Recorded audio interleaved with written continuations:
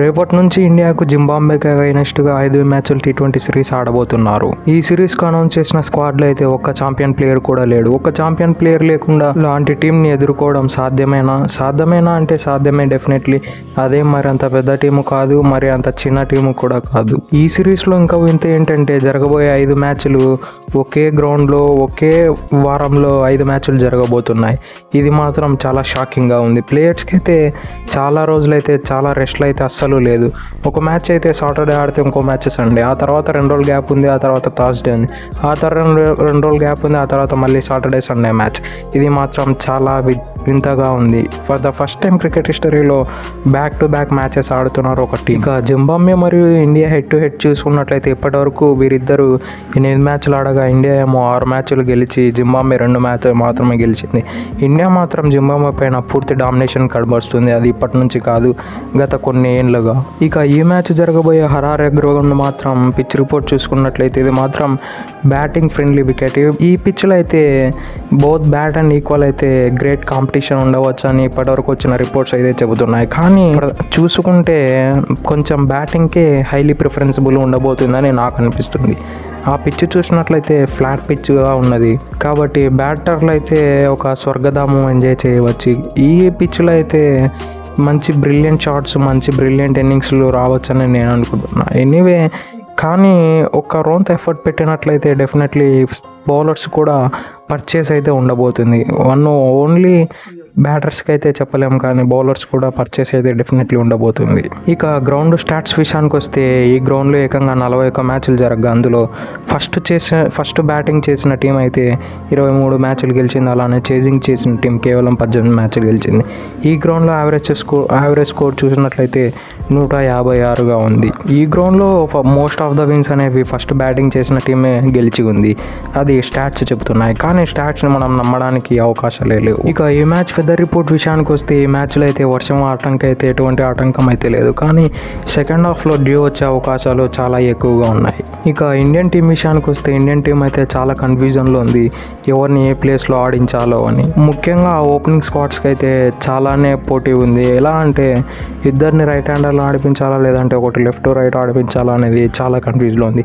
ఈ కన్ఫ్యూజన్ రావడానికి ముఖ్య కారణం యశస్వి జైస్వాల్ టీమిండియాతో ఉండిపోవడంతో వెస్టిండీస్లో ఇతడు ఈ మ్యాచెస్కి ఫస్ట్ 2 మ్యాచెస్కి అటెండ్ కాలేడు. కాబట్టి ఈ మ్యాచెస్ కొంచెం కాంబినేషన్ సెట్ కావడానికి చాలా కష్టం అవుతుందని నాకు అనిపిస్తుంది. ఒకవేళ ఓపెనర్స్గా శుభ్మన్ గిల్ మరియు రుతురాజ్ గైక్వాడ్ని దింపితే వన్ డౌన్లో ఎవరిని దింపుతారంటే నాకు తెలిసినంత వరకు సాయి సుదర్శన్ దింపితే చాలా బాగుంటుంది. ఎందుకంటే వన్ డౌన్లో ఒక కేపబుల్ ప్లేయర్ అంటే సాయి సుదర్శన్ అని నాకు అనిపిస్తుంది. అతని కేపబిలిటీస్ అయితే నెక్స్ట్ లెవెల్లో అని చెప్పుకోవచ్చు.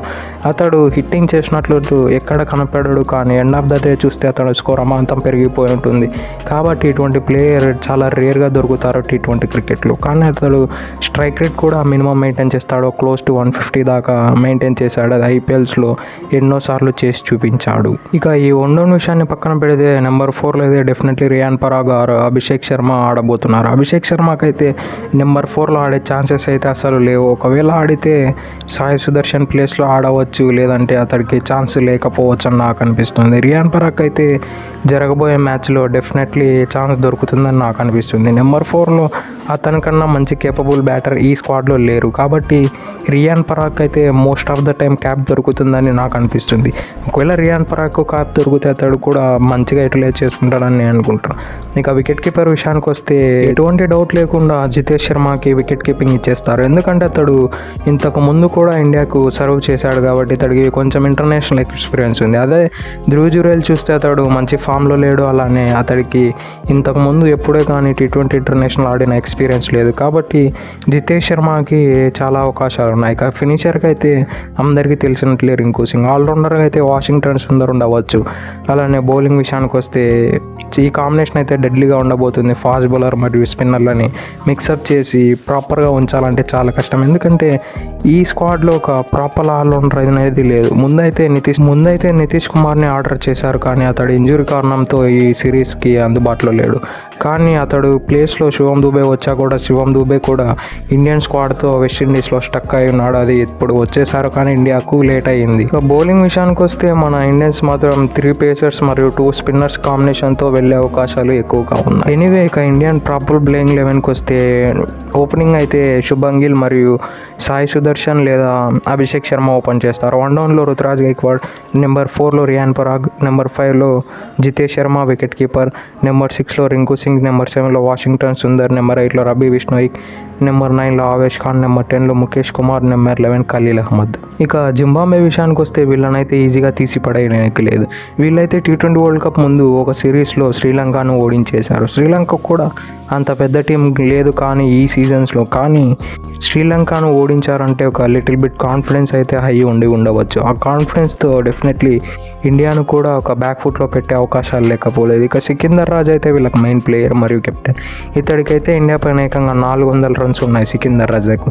కాబట్టి ఇండియా ఏమాత్రం చిన్నగా చూసినా కూడా వీళ్ళు గేమ్లోకి వచ్చే అవకాశాలు లేకపోలేదు. అలానే వీళ్ళకి మంచి ఫాస్ట్ బౌలింగ్ యూనిట్ కూడా ఉంది. కాబట్టి ఇండియన్స్ జాగ్రత్తగా హ్యాండిల్ చేయాలి. మెయిన్లీ శుభం గిల్ యాజ్ ఎ కెప్టెన్గా ఫర్ ద ఫస్ట్ టైం చేస్తున్నాడు కాబట్టి ఇతడి మీద ప్రెజర్ ఎక్కువగా ఉండే అవకాశాలు లేకపోలేదు. ఎందుకంటే ఐపీఎల్లో మనం చూసాం జీటీకి ఆడేటప్పుడు అతడికి కెప్టెన్సీ ప్రెజర్ అనేది చాలా ఎక్కువ అయిపోయి చాలా తడబడ్డాడు. ఆ ఇంపాక్ట్ అతడు బ్యాటింగ్ పైన కూడా ఇనీషియల్ మ్యాచెస్లో పడింది. ఆ తర్వాత అతడు సెట్ అయ్యాడు కానీ ఇనీషియల్ అయితే చాలా స్ట్రగుల్ అయ్యాడు. That's it for today. ఇలాంటి మరెన్నో వీడియోల కోసం మన ఛానల్ సబ్స్క్రైబ్ చేసి డైలీ ఫాలో కండి. అలానే ఈ వీడియోని మీ ఫ్రెండ్స్కు షేర్ చేయండి. Thank you for it.